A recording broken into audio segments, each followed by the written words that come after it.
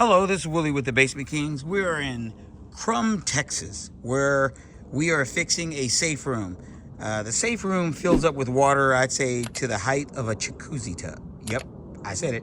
On the other side of this wall, a slab that was supposed to have been poured 4 to 6 inches thick was only poured 2 inches.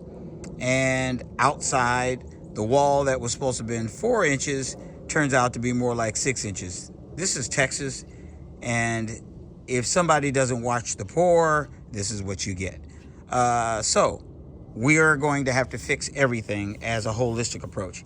Now, we weren't going to put a drain in on the outside, but once we excavated it on the inside, we ran water on the outside as a test and saw how much water came in and knew that there was a problem out here as well. So then we came outside, excavated the wall that was supposed to have been only 4 inches, and unless you can see it, this is at least 8 inches. The trench all the way down to the bottom is almost 24 inches. So it's over 2 feet. And if you're going to waterproof a wall, you have to go down until you get the entire foundation wall, which wasn't done. Somebody came in and applied waterproofing here, and as you can tell, it doesn't help down here.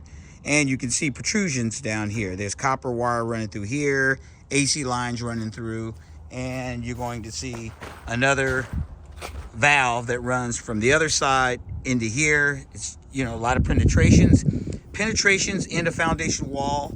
If there's a basement on the other side, they all have to be sealed. And when I say sealed, I mean sealed with grout and then waterproofed. You don't want to take chances because it turns out to be major leaking points. There's also a hole that actually on the inside, when we fill this trench up, the water on the inside was actually looking like it was peeing through the other side. And I'm going to say that because that's what it looks like, because it will tick you off. So, you can see that line running through, and that is where the hole in the foundation was coming through on the inside of the safe room. So what we're going to do is we've already excavated. We just got through cleaning. That's why there's water all in the trench. And now what we're going to do is let everyone know you can't just waterproof leaving the coating that's there. You have to remove that. We're going to blast ours.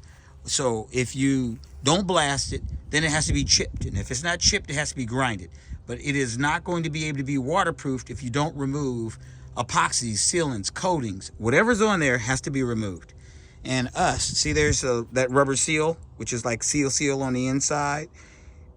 We usually waterproof over the top of that lip to make sure we seal that as well, because if you squeeze it, water will come through. So all these areas have to be closed in and waterproofed and sealed.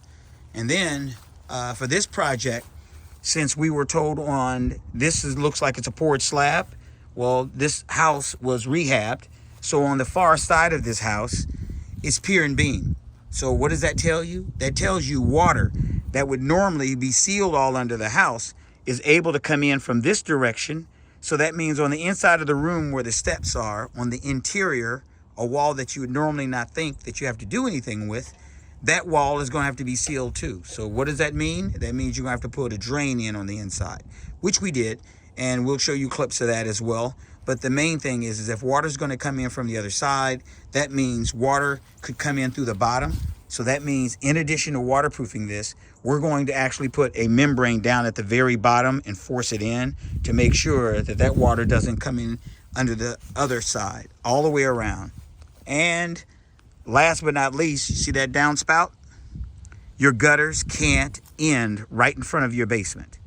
They have to be extended out at least 10 feet away from the house. So if you're going to do it right the first time. So every gutter that is anywhere on that side of the home needs to be extended at least 10 feet.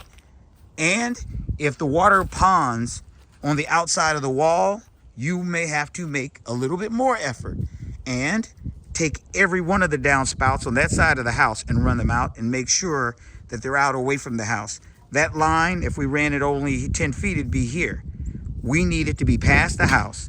If the house is falling after 10 feet, then you have to get out there. So that's why you'll see us here with our line. So we'll put a drain in, we put our gravel. Do not put that dirt back. put gravel in, put your drain in.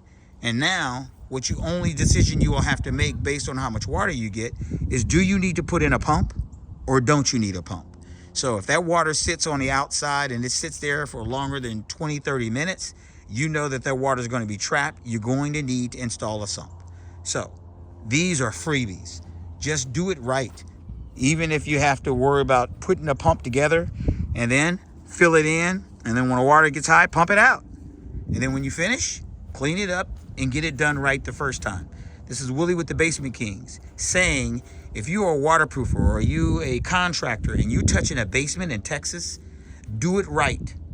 Otherwise, that's why people think that there's no basements here. It's because the mistakes that are done putting it in.